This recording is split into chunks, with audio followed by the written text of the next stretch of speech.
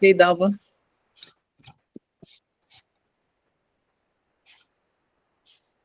Bem, novamente boa noite, não é, a todos. E nessa nossa sexta-feira de cinema com pipoca, né? E tem formado um grupo muito gostoso, né? Às vezes eu não comento nada, mas eu ouço, leio os comentários, as dicas de filmes. Então, assim, tem sido um grupo bem, né, interativo. E agradecer, né? Agradecer essa parceira aí maravilhosa, Lucinha, né? E agradecer a Geneire por ter aceito o nosso convite, né? Geneire que faz análises maravilhosas, né? De filmes, ela gosta muito e faz isso muito bem, né? E Geneire,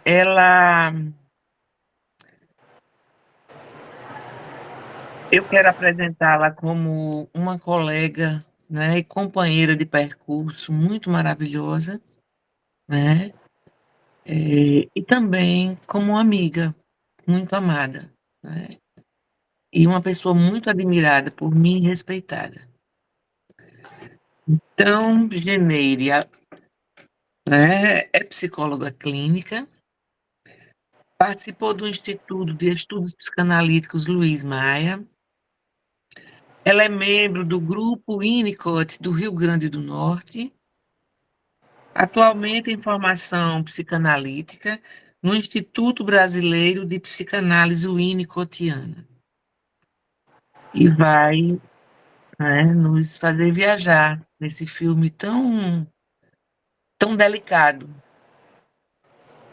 tão bonito, com uma fotografia belíssima, uma trilha sonora lindíssima e atores maravilhosos. Então vamos lá. Cada um pega as suas pipocas e vamos seguir. Bom, eu posso começar? Sim, está com você. Tá.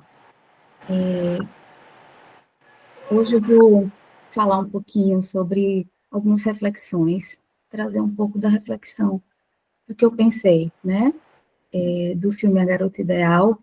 A princípio, eu escrevi sobre esse filme para um trabalho muito teórico, sabe? E aí eu fiquei amarradinha, assim, engessada em muitos conceitos. E aí parei para ver o filme de novo, né? Do qual eu fui, nesse segundo momento, eu fui podendo olhar para outras questões. É tanto que eu coloquei aí que é uma discussão para falar sobre o objeto, relação de objeto e uso de objeto, mas não foi exatamente quando eu parei para escrever de novo, eu fui pensando outras coisas, foi me surgindo, como inclusive falar sobre sociedade, comunidade, né? E a partir também a partir da visão que Gilberto Safra tem, né? Isso. Então, é um filme do diretor, gente, vou falar aqui do jeito que eu entendo, o Craig, acho que é Gillespie, não é? O roteiro de Nancy Oliver, que foi inclusive indicado como melhor roteiro original em 2008, não é? Interpretado pelo maravilhoso Ryan Gosling, né, que é um ator para mim que ele tem uma força, todos os personagens que ele faz, por mais que seja um personagem, inclusive como Lars, ele é forte, ele tem essa coisa, né? Então, vou iniciar aqui a apresentação.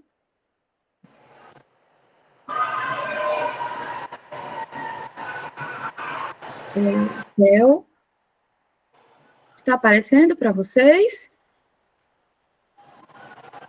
Não. Não? Não.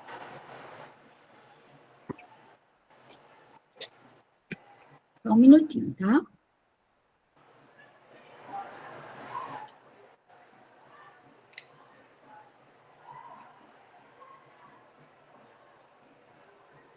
Chegou? Opa. Sim. Pronto? Tá. Tá o primeiro slide, né? Então, estrelando, né? Ok. O Lars Lindström, que eu escolhi, obviamente, é o personagem principal, ele e Bianca. Dagmar, a doutora Dagmar, que eu escolhi para representar aí a comunidade que faz esse rodo, todo esse suporte para ele. O Winnicott, obviamente, né, que é o teórico em qual eu vou me debruçar mais para poder falar, para poder olhar para o personagem. E Freud, né, indiscutivelmente, não tem como ficar de fora. Então, antes de ir passando, eu queria fazer vou congelar aí nessa imagem, vou fazer uma pequena introdução a respeito do filme, que eu inicio assim. Através de Lars Lindström, personagem do filme A Garota Ideal, refletirei sobre os conceitos winnicottianos e suas contribuições em objetos transicionais e uso do objeto. Lars perdeu a mãe no momento de seu nascimento, e ele cresce sendo cuidado pelo pai e seu irmão mais velho, que quando mais jovem sai de casa, deixa Lars aos cuidados do pai, que fica muito deprimido após a perda da esposa. Sua mãe havia feito uma mantinha azul no período da gestação. Lars cresce e sua manta sempre o acompanha com a função de um objeto tranquilizador quando precisa se expor à realidade e relacionar-se com outras pessoas no trabalho, na igreja, por exemplo. Não irei me ater às características que Lars possa apresentar em sentido de adoecimento ou imaturidade para o Winnicott, e alguns sintomas que são bem perceptíveis ao longo da trama. Aqui gostaria de apontar para o que mais me tocou, comoveu e me pôs a refletir. Lars, embora com muitas dificuldades relacionais, é um jovem rapaz, funcional, embora não goste muito dessa palavra, trabalha e é participativo em sua comunidade. Vou abrir um parêntese aqui. O Winnicott sempre foi fascinado pelo mistério que envolve os esquizoides, pelas pessoas que passam horas e horas sem dar palavras e que fica muito bem nesse estado consigo mesmo e com o mundo. Muito embora a parte dele se torne profundamente angustiada, infeliz pela sensação de vazio e pelas muitas dificuldades de comunicação com os demais. O mundo para eles permanece sempre subjetivo. Vivem em ilusões, ou mesmo em alucinações. Contudo, podem ter uma vida satisfatória e realizar um trabalho excepcional, né? Isso está em O Ser e o Viver, Júlio de Mello Filho. Então, a cunhada de Lars, a Karen, está grávida e se preocupa com o isolamento do cunhado e insiste em trazê-lo à convivência da família. Para dar conta de sua angústia e dificuldade extrema de estar na presença, em convívio com a família, Lars cria para si uma namorada, Bianca. Bianca será seu novo suporte emocional, agora criado por ele mesmo. E aí eu não poderia deixar de mencionar Manuel de Barros, que diz que tudo que não invento é falso. Bianca amplia o mundo para e com Lars, gradativamente. Juntos, Lars pode ir transitando por novos espaços e tendo novas experiências. O seu mundo interno também se amplia e se enriquece. Percebendo a importância de Bianca para Lars, assim como Amanda, Karen, estrategicamente preocupada, decide levar Bianca à doutora Dagmar. Dagmar acolhe a família, porém deixa claro que existe uma razão para Bianca estar ali, e ela só irá embora quando cumprir, né, a sua função. A partir disso, a doutora Dagmar recebe Lars, com Bianca todas as semanas, semelhante a um processo psicoterapêutico, analítico. Lars comparecia sem se dar conta de quem estava sendo cuidado. Dagmar conduzia as conversas de forma leve e despretensiosa. Delicadamente, ela conduz Lars para o seu segundo nascimento. Com ela, o trauma do seu nascimento foi suportado e foi amparado. Aqui destaco que não foi só ela, a doutora Dagmar, mas toda uma comunidade que estava sendo hold para ele. Todos embarcaram em sua fantasia, todos brincavam também com Bianca. Lares faz a travessia de suas tantas dificuldades e elabora a despedida e uma morte, né, um luto, em seu ritmo próprio. No velório de Bianca, ele chora como um menino e ergue a cabeça como um homem. O Winnicott nos diz assim: encare o mundo de forma criativa, crie o mundo. Só o que você cria tem significado para você. Margot, uma moça que trabalha com Lars, gosta dele, mas não encontra uma forma de se aproximar. Com o passar das semanas, o namoro de Lars com Bianca e os encontros com Dagmar, Lars não se dava conta da existência de Margot. Finalmente, ele a encontra. Ele olha e vê. Com seu irmão, ele tem uma conversa e pergunta o que é ser um homem, né? E quando isso que acontece? A comunidade inclui Bianca em tudo: festas, serviço na igreja, trabalho. Bianca é uma professora. Em Tudo Começa em Casa, o Winnicott nos diz assim: o ambiente facilitador e seus ajustes progressivos, adaptáveis às necessidades individuais, poderiam ser isolados para o estudo como uma parte do campo da saúde. O autor destaca que a criança só se perderá no brincar, se em estágios anteriores puder adquirir confiança em suas criações, por meio do suporte oferecido pelo meio ambiente. Quando Lares entende que Bianca precisa partir para que surja uma nova realidade em sua vida, Bianca adoece e morre. Especificamente, sobre o destino do objeto transicional, Winnicott afirma que o investimento afetivo é gradativamente despotencializado, a ponto de perder seu significado e relegado ao limbo. Seria nesse ponto que a experiência transicional se distenderia, diluindo-se por todo o campo cultural. Então, eu vou passar adiante, né? E logo em seguida vai ter um vídeo. O vídeo é um pouquinho extenso, tem 3 minutos e pouquinho. É um trailer, tipo um trailer, né? Um pouco mais elaborado. Mas, assim, para quem não assistiu o filme, poder, né? Entrar no clima, na atmosfera, né? E ter uma noção, assim, do filme.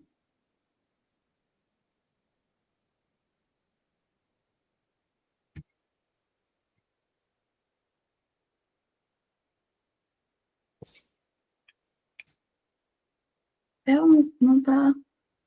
Ai, gente, só um minutinho. Não foi o vídeo. O vídeo tá indo. Acho que não está carregando. Estão me ouvindo? Sim, Ah, estamos te ouvindo, mas realmente não está carregando. não está carregando, né? Só um minuto.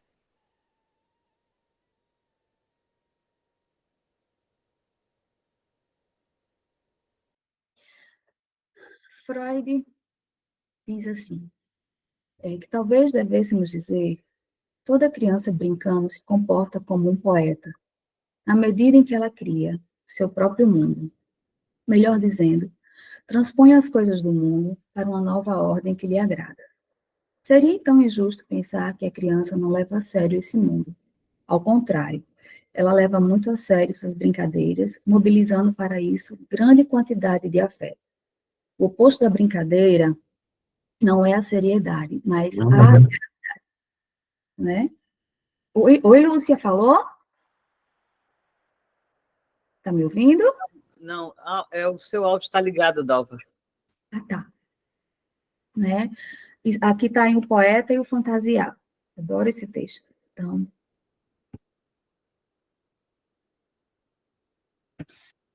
o Winnicott vai dizer assim, sem dúvida, o termo de vital importância para a compreensão dos movimentos da transicionalidade e ainda não foi apresentado é o paradoxo. O campo da transicionalidade tem como expressão mais significativa os paradoxos. O Winnicott observa que O objeto transicional e os fenômenos transicionais iniciam todos os seres humanos com o que sempre será mais importante para eles, isto é, uma área neutra de experiência que não será contestada. Do objeto transicional, pode-se dizer que se trata de uma questão de concordância entre nós e o bebê, de que nunca formularemos ou formulemos a pergunta: você concebeu isso ou lhe foi apresentado a partir do exterior? O importante é que não se espere decisão alguma sobre esse ponto. A pergunta não é para ser formulada. Então, eu trouxe aqui alguns slides, algumas imagens, né, que eu peguei. A qualidade não está muito boa, até pelo ano do filme. Mas aí o filme inicia, né, e tem essa imagem de Lares que está dentro de casa, né, olhando, observando o mundo fora, e com a manta, né, a mantinha no pescoço. Aqui é Karen, não é, que insistentemente, né, na tentativa e preocupada também, eu acho que ela é uma pessoa, assim, fundamental nisso tudo, né, porque ela é a que não desiste, à medida de que o irmão dele, eles não têm uma relação, não conseguem desenvolver ali uma intimidade, uma aproximação, né, ela tenta tirar Lares de casa, né, e Lares, inclusive, muito preocupado com ela, ele cede, ela está grávida, e ele cede a mantinha, né, empresta a mantinha dele para ela. Essa imagem é de Lares, uma das, né, ele frequenta a igreja, ele é muito gentil, né, com as senhoras da igreja, então, assim, ele é muito participativo, ele carrega as coisas, e ele tem diálogos com elas, não é? Mas, geralmente, com as pessoas que são mais velhas.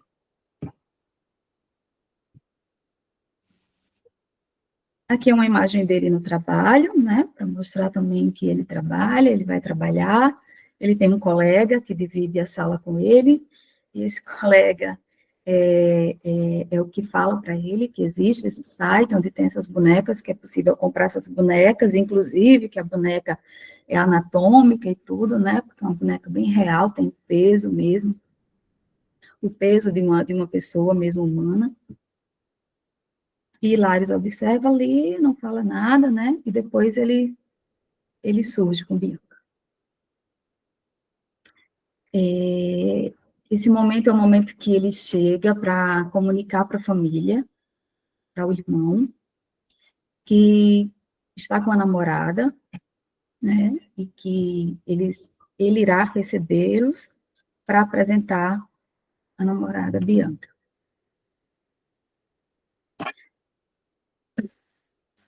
O recorte não ficou bom, mas eu acho que vocês conseguem imaginar. Essa é a cara do irmão e da cunhada, ficam surpresos, são surpreendidos, porque Bianca, ela é uma boneca, né?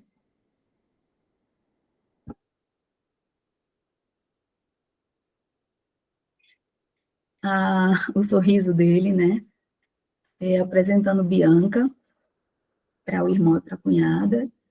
Ele cria toda uma história para Bianca, que Bianca é missionária, que Bianca é do Brasil, e tudo isso. Ele vai criando, ele vai contando uma história, e vai envolvendo todos, né, e Bianca vai ajudando ele aí nesse convívio, nessa relação que é difícil com o irmão.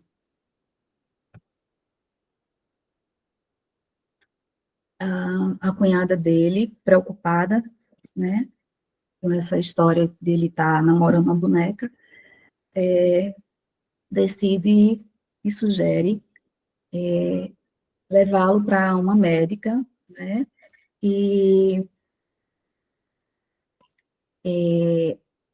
ele essa cena aí é com a Bianca já está trocada de roupa, já trocaram a roupa de Bianca, e ele arruma uma cadeira de rodas para Bianca, né, diz que Bianca, ele cria tudo isso, de que Bianca não pode andar, tal, e está com Bianca e a sua mantinha. Bom, aqui é a doutora Dagmar, e eles têm uma conversa muito difícil. O Gus, irmão do Lars, tem muita dificuldade em aceitar Bianca, né? Diz que o irmão tem problemas, está doente, e ela também, de uma forma muito tranquila, muito segura, ela diz que Bianca, ela está aí por alguma razão, né? E que Bianca, ela é real, sim. Ele disse, ela não é real. Ela disse, ela é real, sim. Ela está lá fora, né? E que Bianca está lá com Lars porque ela tem algo para cumprir. E ele muito preocupado quando é que isso vai acabar. E ela diz assim, quando ela cumprir o que ela tem que cumprir. Achei isso brilhante no filme. Então, nós temos essa cena, né, que é o irmão e a cunhada Karen dando banho na Bianca, cuidando da Bianca, né, entrando, assim, também nessa experiência de Lares. Para ele é uma realidade, né, eles estão entrando nisso, cuidando de Bianca, se ocupando de Bianca. Aqui é uma senhora da igreja, né, que está conversando com Lares e convencendo, dizendo para ele que Bianca poderia ajudar nos serviços comunitários, as crianças iriam adorar, as crianças precisam dela, né, tanto que tem uma cena de Bianca lendo para as crianças, e ela conversando com ele, perguntando, né, se é possível, né, se ele autoriza, né.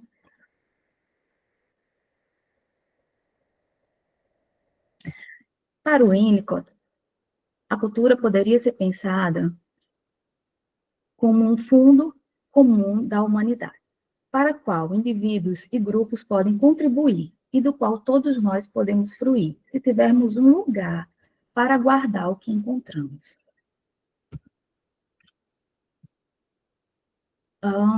Bianca vai, junto com Bianca, Lares vai conseguindo transitar, né, e participar, e estar em alguns ambientes que ele não conseguia antes, né, então aí ele é convidado para uma festa, e ele está bem coberto, vocês veem que estão muito protegido, com muita roupa, que ele tem muita dificuldade, né, questão com toque e tudo, e todos também se envolvem, né, a princípio tem um estranhamento, daqui a pouco todo mundo se envolve, começa a dançar, começa a brincar, e Lares dança sozinho, né, ele fica sozinho no mundo dele, mas ali ele começa a dançar, eu acho essa cena também muito linda. Bom, essa cena aqui, eu fiz a captura dessa tela, mas eu vou depois voltar para falar a respeito disso, vou falar melhor a respeito, que é um momento que ele está lá com a doutora Dagmar, dessas conversas que eles têm. Ele já tem tido algum tempo com Bianca, ao lado de Bianca, vivido algumas coisas, e ele começa eu acho que é aqui nessa cena, deixa eu voltar, não, para cá. E ele conversa com ela, né, porque ele tem uma conversa difícil, porque ele diz que Bianca está apresentando alguns comportamentos e tudo, e ele começa a conversar com ela, e ela diz que, sabe, que ele está ansioso, ele está nervoso, ele não está bem, porque também a cunhada dele está grávida, tem um evento para acontecer, algo importante. E ele fala que Bianca não pode ter filhos, né, e ela diz que Bianca passou pela mesma coisa que ele conta, ela diz que sabe, aí eles vão conversando, que a mãe de Bianca morreu no parto como ele, né. Ele pergunta para a doutora Dagmar se ela gostaria de ter filhos, se ela quer ter filhos. Ela diz que não sabe. Com essa resposta, ele hesita, e aí ela diz, sim, eu quero ter filhos, né? E aí ele começa a conversar mais livremente com ela, né? E ele começa a ter essas agonias, essa foto, essa imagem, ela retrata isso, ele começa a ter essa agonia, como se fosse mesmo essa agonia, não que um parto seja, né, necessariamente assim, mas como se fosse a experiência do nascimento dele, né, ele começa a afrouxar, tentar afrouxar a gravata, tirar a roupa, e ela vai fazendo é um hold, mas é toda uma sustentação, né, é um handling, ela vai acolhendo, ela vai ajudando a suportar, a passar por esse momento novamente, né, só que agora, com a presença dela, né, e com a compreensão de mais pessoas. Bom, Freud, né, fala do nascimento como uma ruptura, né, e ele fala, também ele fala de uma ruptura que é a ruptura do nascimento que vai nos ajudar com outras rupturas, né, ao longo da nossa vida. Mas Ferenc, ele fala assim, que o nascimento é um verdadeiro triunfo, exemplar para toda a vida, né, e aí eu fiquei pensando nesse nascimento de agora, no segundo, eu chamei assim, eu pensei assim, né, um segundo nascimento, essa oportunidade que o Lares teve com a doutora Dagmar ali.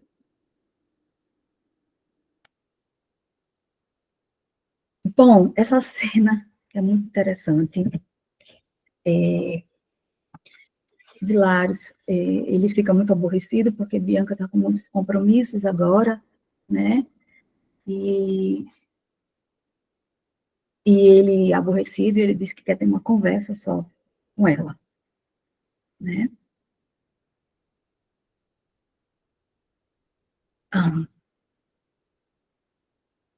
A transicionalidade abre a possibilidade de que essa dependência ou desamparo original possa ser compreendida não só em termos de necessidade, mas também como experiência criativa de liberdade, nos diz Gilberto Safra.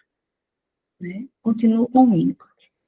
Haveria na transicionalidade uma possibilidade de conjugar, paradoxalmente, em si, as tensões entre as experiências de necessidade, os cuidados maternos primários, por exemplo, e de liberdade, tal como o próprio brincar, o uso criativo dos objetos transicionais. É no brincar, e talvez apenas no brincar, que a criança ou o adulto frui em sua liberdade de criação.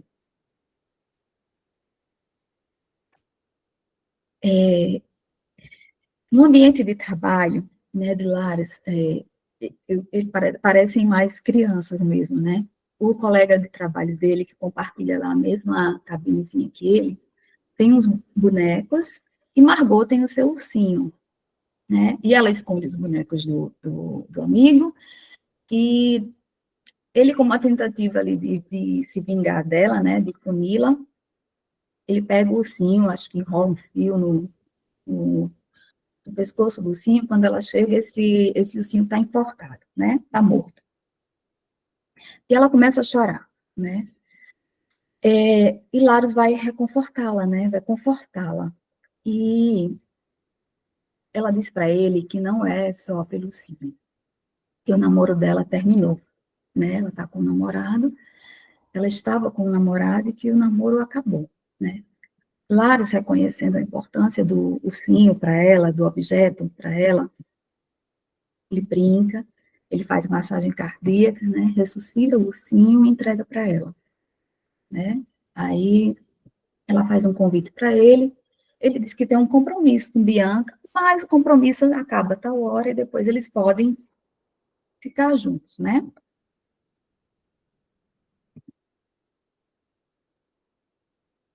Bom, essa cena aqui é a cena de despedida dele, de Bianca, né, ele está no lago. E tem essa cena, que eu vou aqui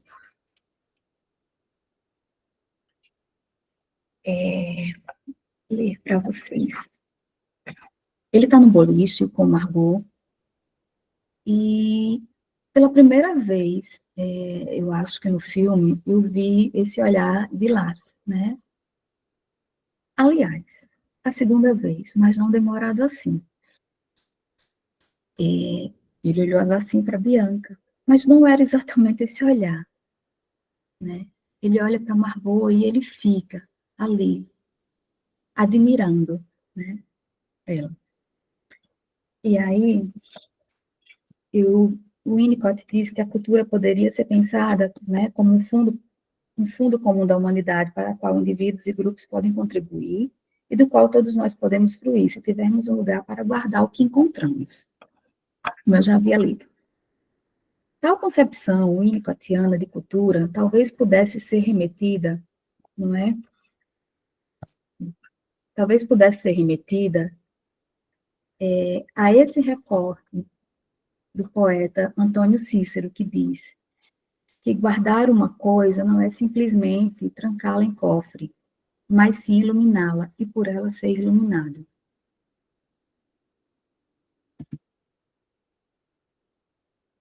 Bom, especificamente, sobre o destino do objeto transicional, o Winnicott afirma que o investimento afetivo é gradativamente despotencializado ao ponto de perder seu significado, ser relegado ao limbo, né? Seria nesse ponto que a experiência transicional se estenderia, diluindo-se por todo o campo cultural, tema esse, né, que apresentaria a seguir.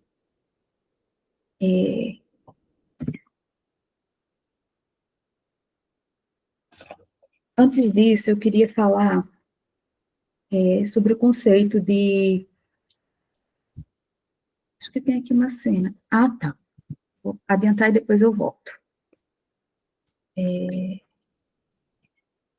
Lares faz a despedida de Bianca, né? Essa cena, ela tá no hospital.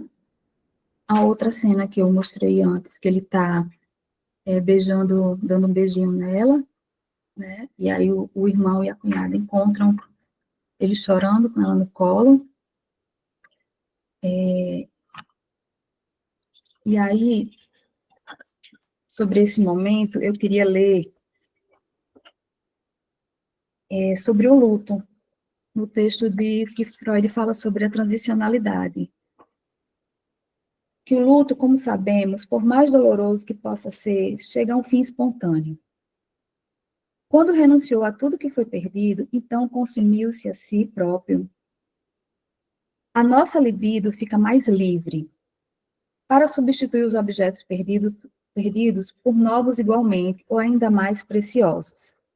É de se esperar que isso também seja verdade em relação às perdas causadas pela presente guerra. Quando o luto tiver terminado, verificar-se-á que o alto conceito que tínhamos às riquezas da civilização, nada se perdeu com a descoberta de sua fragilidade. Reconstruiremos tudo que a guerra destruiu, e talvez em terreno mais firme e de forma mais duradoura que antes, o valor da transicionalidade. Sem dúvida, o termo de vital importância para a compreensão dos movimentos da transicionalidade e que ainda não foi apresentado é o paradoxo. Bom, isso aqui eu já li, eu vou passar.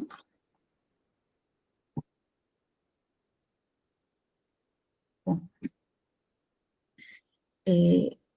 este reposicionamento do criar proposto por Winnicott abriria possibilidades éticas e estéticas de se pensar os trânsitos humanos. Nesse sentido, Safra observa que, sendo criativo, o homem tem como obra fundamental o sentido da sua própria existência. A criação fundamental do indivíduo seria ativar os sentidos de sua existência. Chegando em Safra, eu gostaria de comentar falar um pouquinho sobre o conceito dele de comunidade. Que ele diz assim, que o adoecimento ético do ser humano é a perda da condição de sobornós. A concepção de sobornós define o lugar do outro, pois o outro é representante da humanidade. O mistério, o contemporâneo, o ancestral, o descendente, a natureza irmã, e as coisas mensageiras do outro. O outro, assim compreendido, permite o morar, possibilitando o estabelecimento do ethos humano. A transicionalidade é compreendida aqui não apenas como conceito-chave no pensamento de Winnicott, mas como uma perspectiva original sobre as produções e os relacionamentos humanos no campo cultural.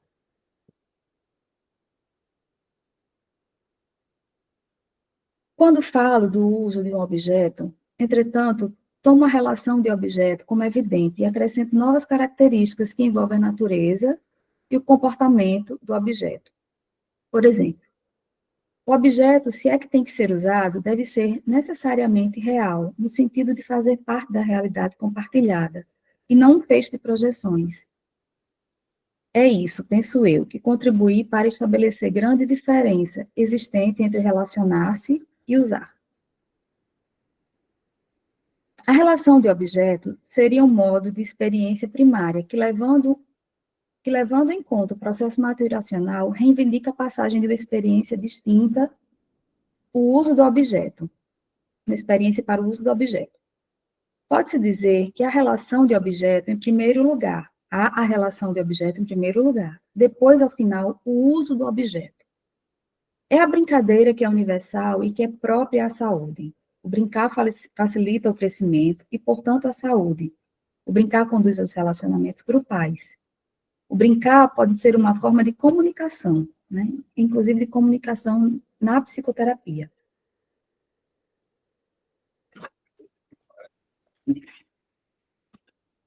O ser humano é um ser que vive em situação paradoxal, né? Como eu já li. Por essa razão, para falar de um ser humano é preciso utilizar-se não de conceitos, mas sim de uma linguagem que acolhe o paradoxo que é o homem, poesia e literatura. Esse tipo de linguagem permite que se diga ao mesmo tempo em que é mantida uma abertura para o que não se diz, Gilberto Safra. Isso me fez muito pensar na relação da médica, né, da doutora Dagmar, com Lars, porque ela foi conduzindo ali de uma forma que não era intrusiva, percebendo as dificuldades de Lars, e ela conversava com ele sobre tudo, né? A partir do momento que ele mesmo foi se abrindo, né? Até chegar a essa angústia dele e a superar, de certa forma, ali com ela, né? A criação se aproxima do comum, do nós originário, que se constitui no espaço potencial, né? Como propõe Gilberto Safra, que poderia ser compreendido como uma experimentação capaz de criar laço entre os indivíduos, produzindo comunidades, e ao mesmo tempo capaz de ativar singularidades. A criatividade que estamos estudando relaciona-se à abordagem do indivíduo à realidade externa.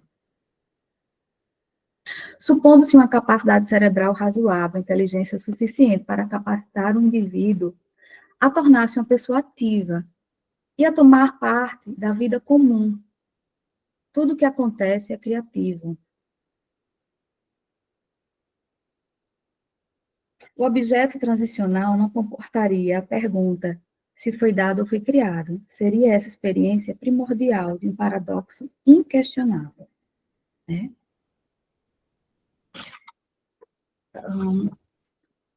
Tem uma parte aqui da natureza humana também que eu queria poder ler para vocês, trazer para vocês, mas eu vou passando aqui, pois eu acho. Aqui é no velório de Bianca, né? E Lars, ele tem um misto, né? Ele se despede, ele chora e ele sorri. Como eu falei no início, eu não sei se vocês assistiram, conseguiram capturar esse momento do filme de que ele chora, mas ao mesmo tempo ele levanta, ele ergue a cabeça, né? Ele parece uma criança chorando, mas logo em seguida ele ergue a cabeça. Essa cena, ela é vista, no momento que eu capturei essa cena, por trás dela está a doutora Dagmar e o irmão de Lars. ele olha e ele diz assim, para a médica, ele diz assim, ele é incrível, não é? E ela balança a cabeça e eles estão olhando. É a primeira cena que a gente vê Lares, assim, tocando, né? Na barriga da cunhada, tocando em outras pessoas. E é muito bonita essa cena.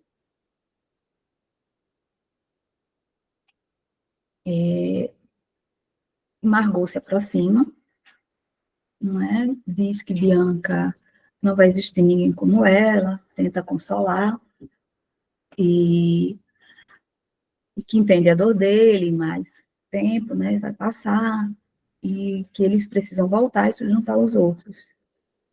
E aí ele olha para ela e pergunta se ela quer caminhar. O ser humano tem necessidade de que seu gesto criativo possa ser reconhecido, originalmente como expressão de um ser singular, por outro, como ação que rompe o estabelecido, ao mesmo tempo que traz a esperança da continuidade da vida e dos anseios de todos pelo futuro. A cultura é pré-existente ao nascimento do bebê, mas por meio de seu gesto, a criança a reposiciona segundo a sua maneira de ser. Esse fenômeno dá a ela a possibilidade de alcançar a singularidade e encontrar um lugar para as coisas, os diversos artefatos culturais que estejam relacionados às suas características. Ele se apropria da linguagem com experiência pessoal.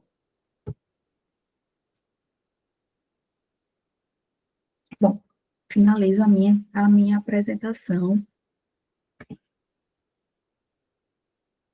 E agora eu posso voltar, né? Estão me ouvindo? Sim, Janeire.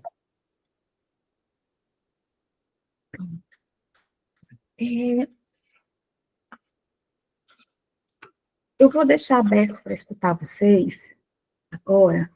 Agradeço a todos, né, que estão aqui presentes e que puderam estar comigo nesse momento. Esse filme foi um filme que me tocou muito, em muitos aspectos, como eu falei, né? Tem muita coisa para ver aí, tem o trauma do nascimento, tem a questão da relação, acho que Lares, ele ainda está naquele tempo que até a relação ele ainda está estabelecendo, ele nem chegou no uso de objeto, né? Tem a questão da comunidade, desse hold. Eu sei que a gente está falando de um filme, eu sei que é ficção, mas a arte imita a vida, e isso me faz pensar muito como nós, às vezes, ficamos limitados, ou somos limitados, né? Me toca muito, em muitos momentos quis me emocionar. Lendo o trabalho à tarde, eu chorei. Assisti o filme 2 vezes, eu chorei. Tenho um paciente, eu acho que eu posso falar aqui, mas eu tenho um analisando muito semelhante a ele, e que eu gostaria muito que ele tivesse a sorte de ter o rol de uma comunidade, de uma família que, como Lares teve, né? Tem no filme. Porque, pelo contrário, a família chega a ser violenta com ele, né? Frente às muitas dificuldades. Então, são muito intrusivos, enfim, eu fico bem comovida em tocar nisso, mas eu vou quero escutar muito vocês, e aí, que eu for lembrando aqui, eu acho que tem um recorte de natureza humana que eu queria trazer, quando eu encontrar, também eu falo, tá bom? Acho que você pode tirar o slide, Janeire, fica melhor para... Posso? Então, Pode. vou fechar, tomara que eu não saia. Aí, pronto. Lucinha, eu passo agora para o debate, né? Bom, então, Primeiro, agradecer novamente a Geneire, tem um monte de coisas, né, para discutir, mas vamos começar, né, com as pessoas. Eu também sou uma pessoa, mas vamos dar a palavra para os outros.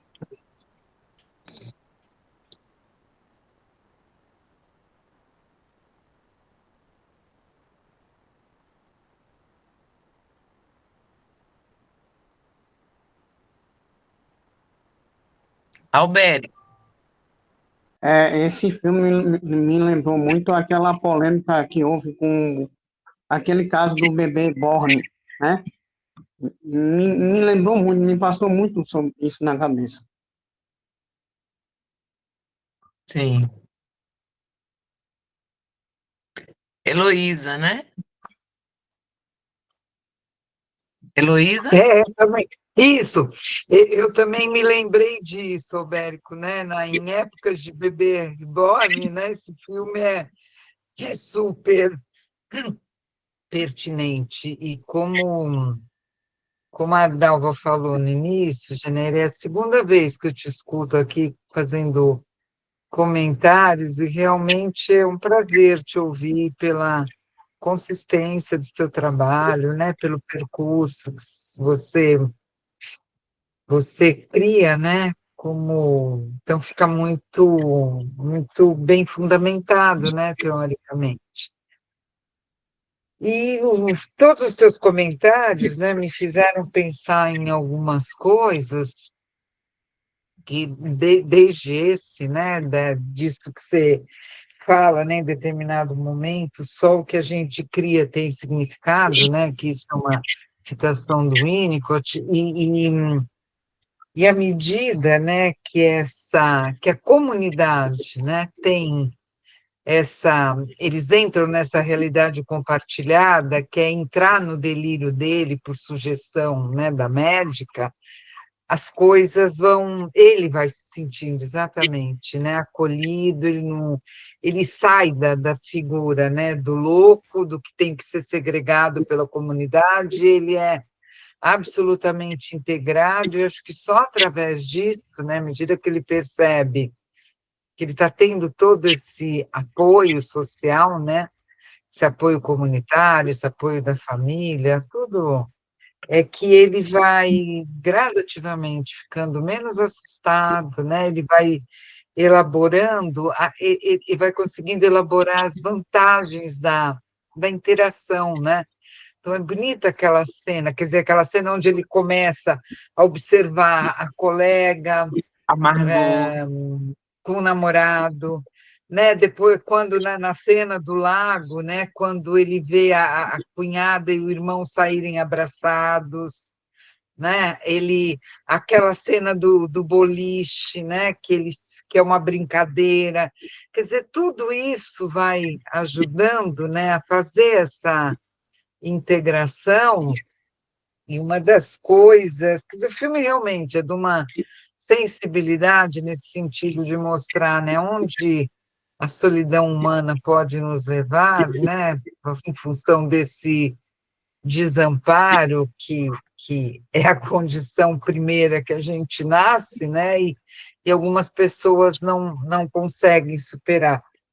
E, e me fez pensar também essa coisa, né, de Winnicott que dizia, né, que ao nascer uma criança nasce uma mãe, né? Sim. Aí a gente será que a gente pode pensar, né, uma mãe que morre, a criança morre junto, né? E nesse sentido, né, tem uma morte psíquica, né? Tem uma vida biológica que se mantém, mas tem uma morte psíquica, né, que é demonstrada exatamente por coisas assim tão arcaicas, né, que é um psiquismo, quer dizer, é um psiquismo que permanece, né, nessa fase arcaica de desamparo, enfim, o filme realmente é muito interessante, Muito bom. a forma como você trouxe ficou muito boa, muito bom te ouvir. Obrigada, Heloísa. Imagina. Geneire, você gostaria que a gente continuasse com as pessoas que ainda vão falar e você falaria num bloco só, ou você quer ir por partes? Eu vou por partes. Eu só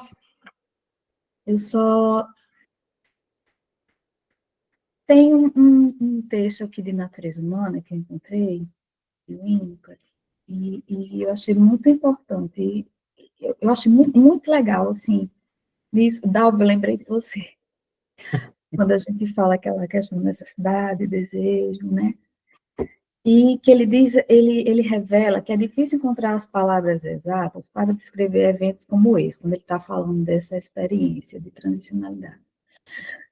Mas ele pode dizer que, em razão de uma vitalidade do bebê e através do desenvolvimento da atenção instintiva do bebê, que o bebê acaba por esperar alguma coisa, né? E ele diz que, então, há um movimento de alcançar algo. Eu vou vendo isso no personagem, né? Que rapidamente toma a forma de um movimento impulsivo da mão, a boca, em direção a um suposto objeto, né? O bebê está pronto para criar o objeto nesse processo. Ele diz assim, que aqui o bebê se encontra na posição de estar criando o mundo. O motivo é a necessidade pessoal, aquela boneca ali que ele precisava por alguma, como disse a médica, né? Ele diz que testemunhamos, então, a gradual transformação da necessidade para o desejo. E que o uso do objeto é, portanto, que a Luísa estava falando aí, né? Ela foi falando disso, dessa integração, uma experiência da integração psíquica e da capacidade de distinguir a fantasia da realidade. Ele vai fazendo isso, né?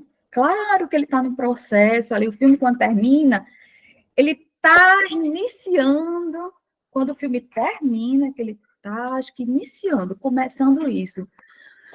Mas é saindo disso que a Heloísa falou, ele olha e ele já vê, um casal ali, né?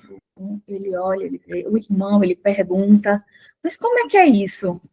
Né? Como é que se torna homem? Como é que se torna homem? Ele vai começando a fazer essas perguntas, e já é algo do desejo que está surgindo, mas não só mais dessa necessidade. Essa transição, né? Essa está acontecendo aí. Bom, Dalva. Eu acho que antes que eu levantasse a mão, alguém levantou, não? Bom, então eu vou seguir com a minha mãozinha agora e vou falar, certo?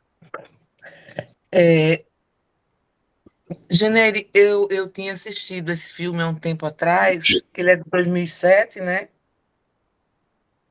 Mas eu revi agora 2 vezes. E é interessante porque aparentemente poderia ser um filme arrastado, mas ele é um filme tão potente que não tem como. Inclusive, eu tive um susto imenso. Em algum momento, susto verdadeiro, né? Meu filho disse que eu sou muito assustada. Quando, bom, agora eu não me lembro a cena, mas vai acontecer uma coisa, e aí realmente eu tomei um susto, mas eu vou me lembrar daqui a pouco. Esse Né? filme é maravilhoso. Oi? Na hora do afogamento lá, que ela está no mar. Não, eu acho que é antes, é uma mudança de cena, assim, mas eu vou. Mas pode até ser essa, viu? Também. Ó, eu achei interessante porque tem personagens que são de uma riqueza, de uma potência imensa, né? Aliás, eu acho que todos ali, né? E é interessante porque o filme começa assim, onde o Lars não. Quer dizer, o outro não era visto como outro, não é? Quando ele vai constituindo com mais, vamos dizer, tranquilidade, né? Essa separação eu, não eu, então ele passa a constituir é, né, sua alteridade. E é interessante, porque no primeiro momento, aí tem cenas que são lindas e você trouxe, por exemplo, o arranjo de flores, né, que dão para Bianca. E ele diz: não é natural, por isso nunca morrerá. Tem ali um núcleo, né, de luto, que o nascimento dele significa, né, a morte. E aí eu fico pensando, Janeiro, isso é uma questão, né? Eu acho que até o filme já dá as prerrogativas para a gente entender. Mas quando a Dagmar pergunta, está havendo alguma coisa nova, né? E aí, não, não está, mas aí em seguida vem a questão do nascimento, né? Nascimento de uma criança na família.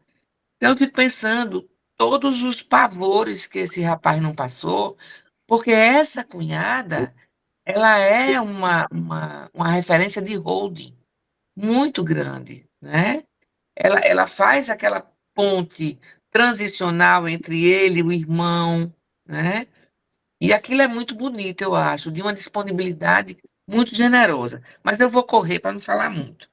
Bom, e a partir daí, quer dizer, quando ele vai constituindo essa realidade interna e passando para a externa, aí eu achei lindo quando a Dagmar começa, ela primeiro bota assim um dedo, né? E vai pegando. E assim, eu me lembrei do mundo ser apresentado em pequenas doses a um bebê, sem a questão que você trouxe tão bem, Genê, da intrusão, né? E até o ponto em que ela chega num gesto mais erotizado. É aqui na nuca. Pronto, foi nessa hora que eu tomei o susto, me lembrei. E que ele tem, assim, um desespero, né? Uhum. Então, assim, é um corpo que a gente pode pensar inicialmente como não atravessado, né, pelo erógeno, mas no registro da necessidade. Quando ele vai ampliando o universo dele, e aí é muito interessante porque é,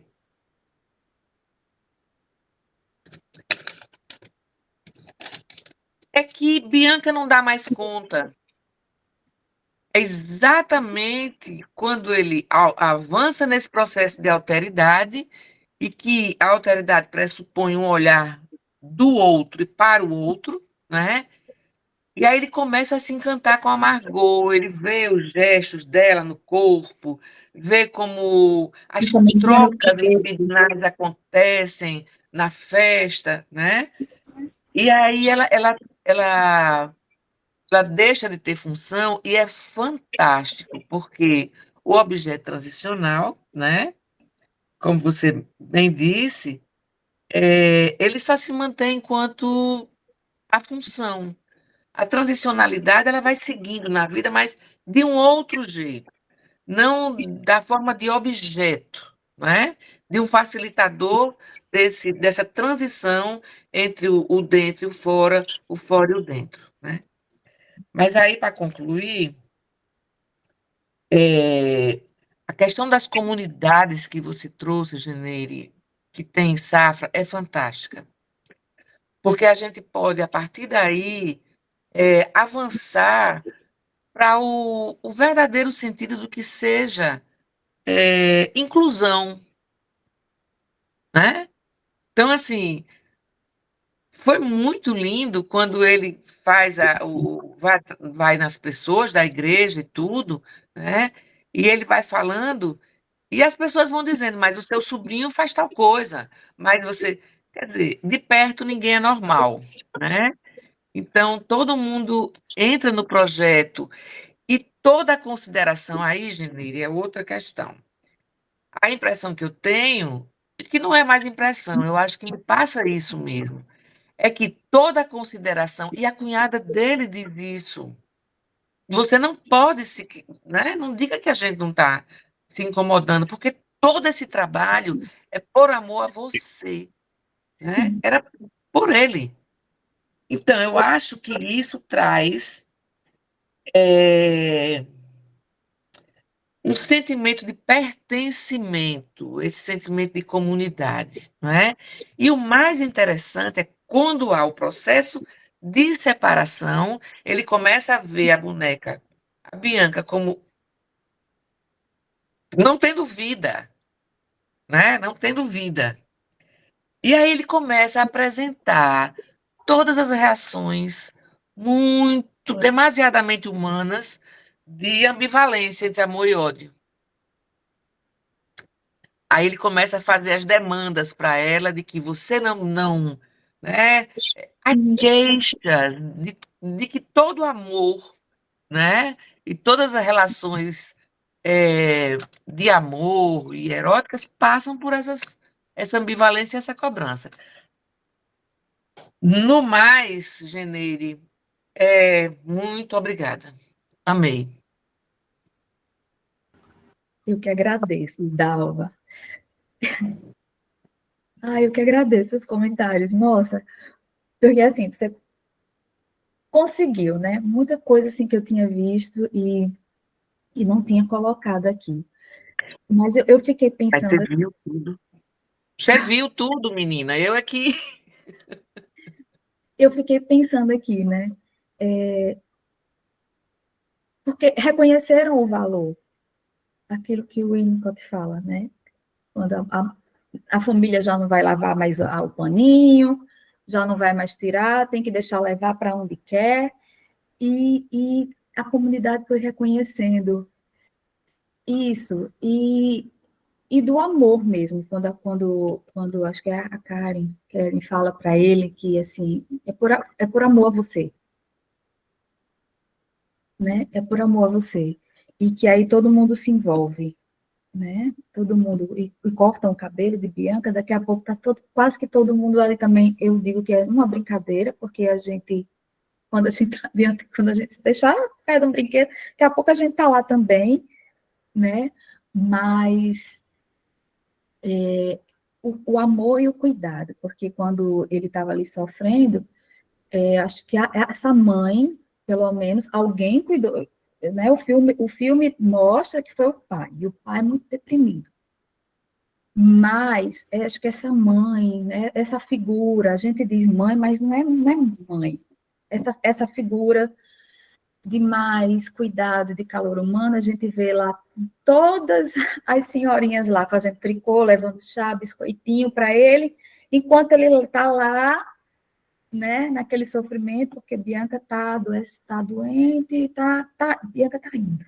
Bianca está indo. Então, todo mundo fazendo, essa comunidade fazendo isso com ele. Eu acho isso lindo, isso fantástico.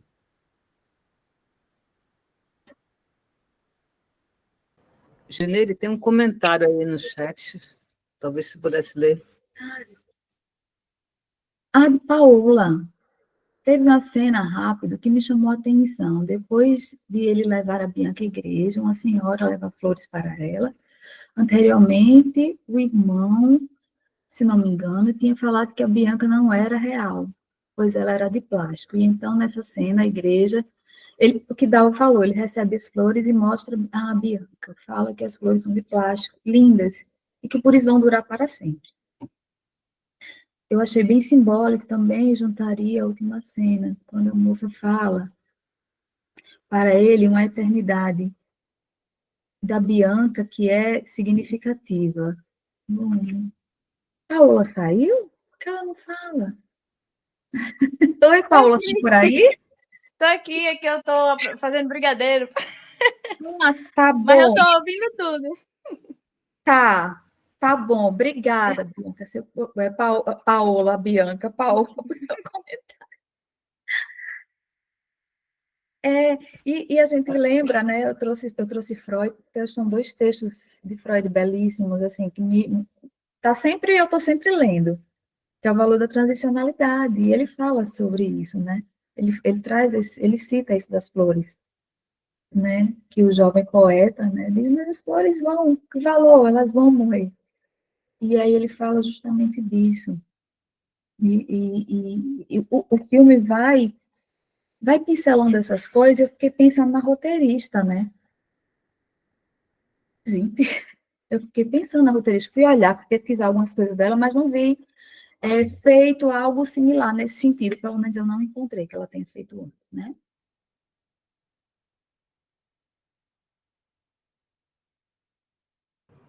Geneire, Oi, Lúcia. um dia desse eu estava ouvindo uma mãe de uma criança autista falando que a criança dela estava num parque brincando com outras crianças aleatoriamente e a filha dela pegou o brinquedo de outra criança e o pai pegou o brinquedo, uma menina autista, né? O pai da outra criança brigou, puxou o brinquedo da mão da menina e disse que a menina era muito mal educada.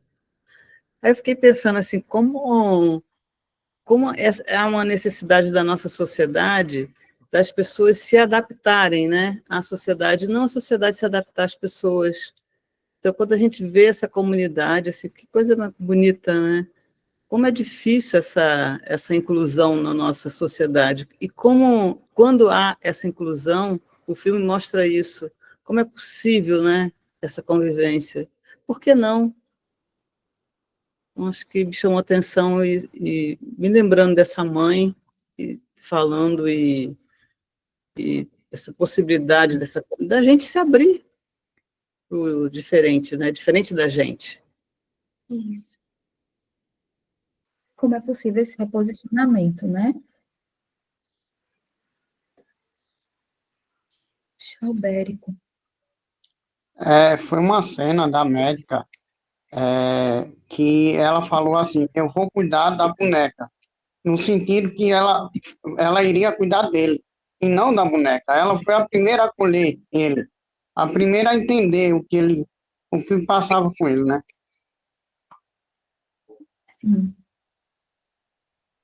Exatamente. E, Janeiro, deixa eu só dizer, e interessante, Albérico, é porque ela foi a primeira, e outra coisa, ela colocou um estatuto de verdade no delírio dele, entendeu? Não era não, aquilo ali era a construção dele, né? E aí eu achei ótimo, só ver isso, Janeiro, eu achei ótimo quando disseram, a médica diz assim, não, o irmão diz assim, mas vão rir dele. Aí ela diz na mesma hora, e de vocês, E de vocês. né? Porque todo mundo ia ficar meio fora do contexto quando fosse aceitando. Mas não foi isso que aconteceu. Todo mundo estava lá com sua realidade, mas sabendo que ali era outra realidade vivida pelo rapaz, né? Mas era isso. Ela tá no início, ela tá até o final. Ela tá o tempo todo. Ela tá lá com ele. Ela está lá com ele, por mais que ela esteja silenciosa. Eu acho também isso de uma beleza, de uma poética. Ela está lá, mesmo que silenciosa. Na igreja, ela está lá. Bianca do S, ela está no hospital, acompanhando ele, né? No enterro, ela está lá, de longe, olhando. É uma personagem, assim, fundamental para ele ir conseguindo, né, se movimentando, fazendo esse movimento, e você fazendo esse comentário de que ela disse, vão rir, inclusive de vocês. Dalva, eu me lembrei muito de você. Ela me pareceu muito com você, e não só porque ela é loira, mas porque, gente, brincadeiras aqui eu acho que eu posso fazer, e a gente está no espaço de brincar. Mas ela me lembrou muito você, do que eu escuto, a sua forma de, né, enfim, deixa para outro momento.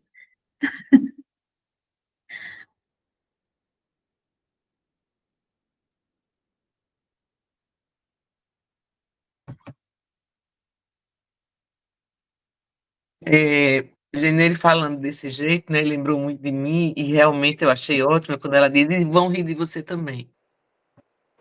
É porque o bom humor, ele cura, né? E às vezes as coisas são tão pesadas E, por exemplo, nessa hora que ela diz: "E vão rir de você também", isso é muito minha cara mesmo. Assim, todos nós estamos nesta confusão e acabou-se, melhor ir adiante, entendeu? Nesse aspecto, eu me identifiquei muito mesmo.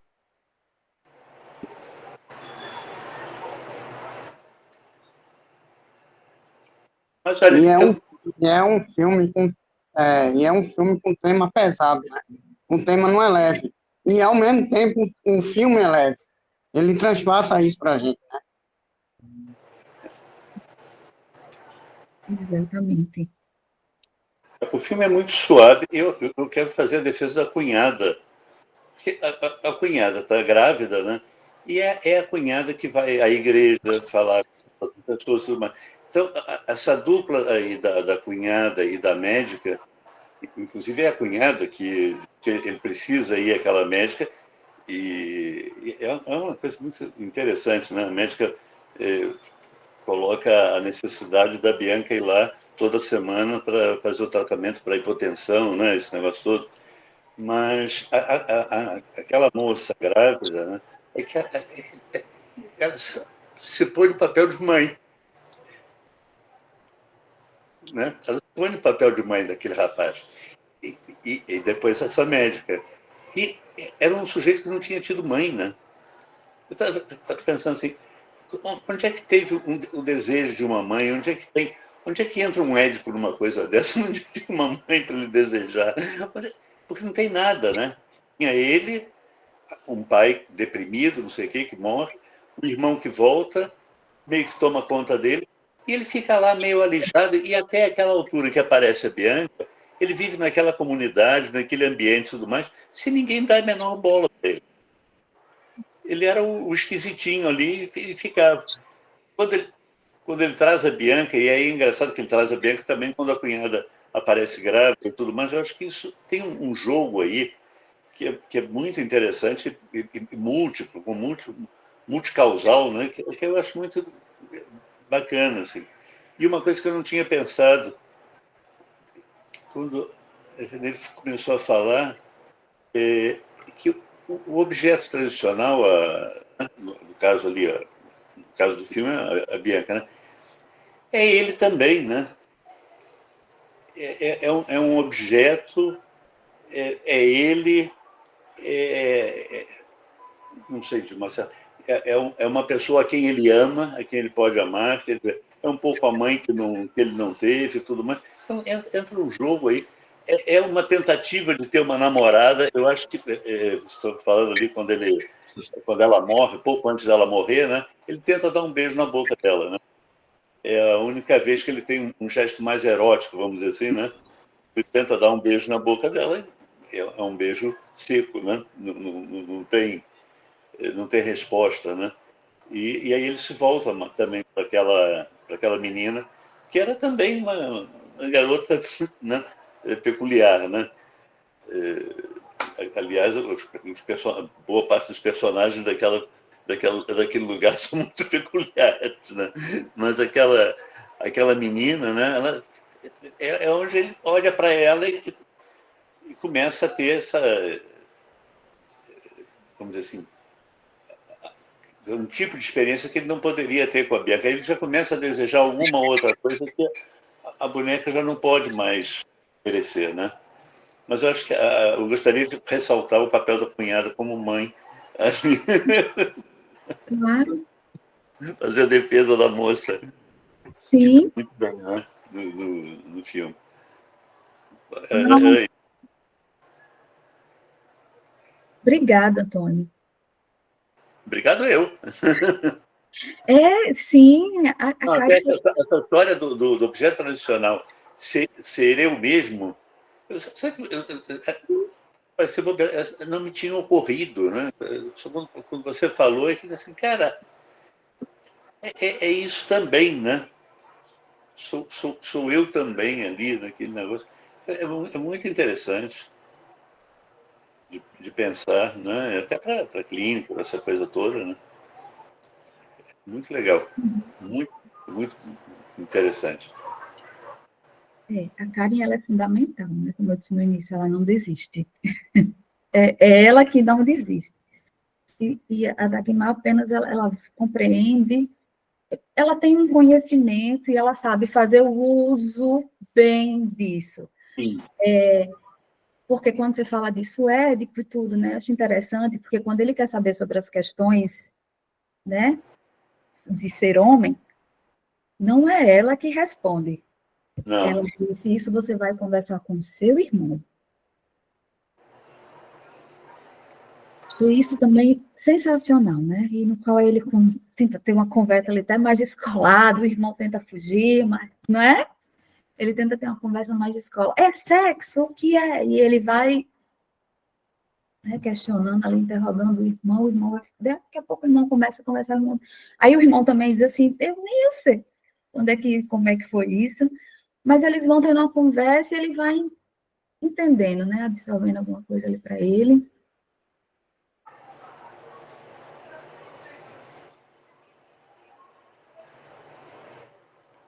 O irmão exerce a função paterna, para falar lacanianamente, tendo a função de pai. Mas isso é legal também, que ele não tem uma resposta pronta. Ninguém tem, né? E aí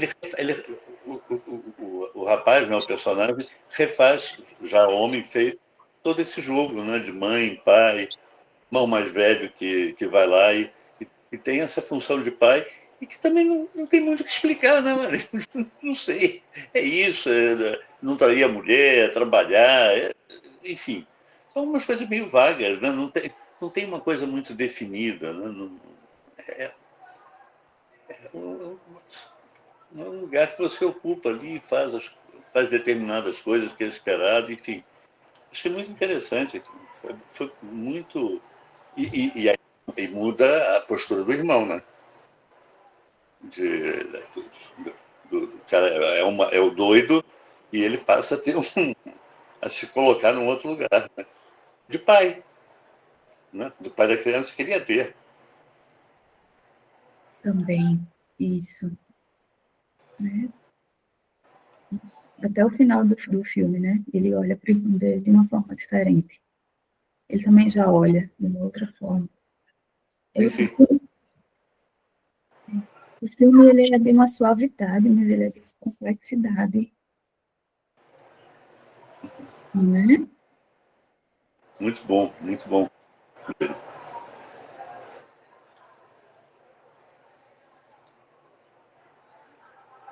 Então, o seu microfone está desligado. Eu liguei agora, percebi que ficou no vácuo. Lucinha, a gente dá boa noite agora, espera um pouco mais. Não, vamos fechar. Normalmente é 9h30, né? A gente já passou um pouquinho. Pronto. Então, você quer fechar, Lucinha? Não, vai você, hoje a noite é sua. Deixa eu só Tá agradecer. bom. Diga. Quero agradecer de vocês estarem aqui com a gente, Dalva, Lúcia, porque isso é tão especial para mim, Dalva sabe.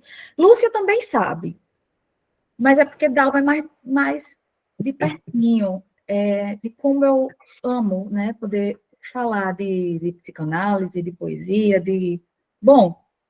da vida, através do cinema, e vocês estarem comigo sexta-feira, né, final de mês, a gente já está cansadinho, tá? Muitíssimo obrigada.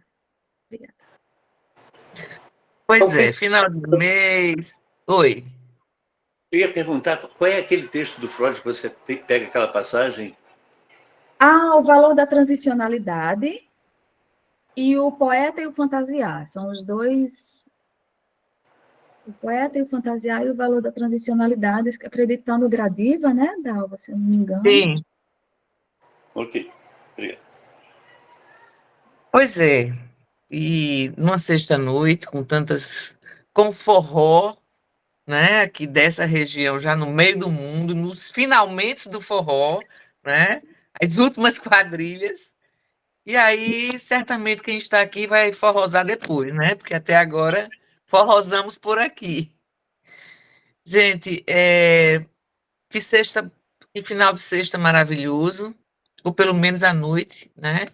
Ainda tem forró depois.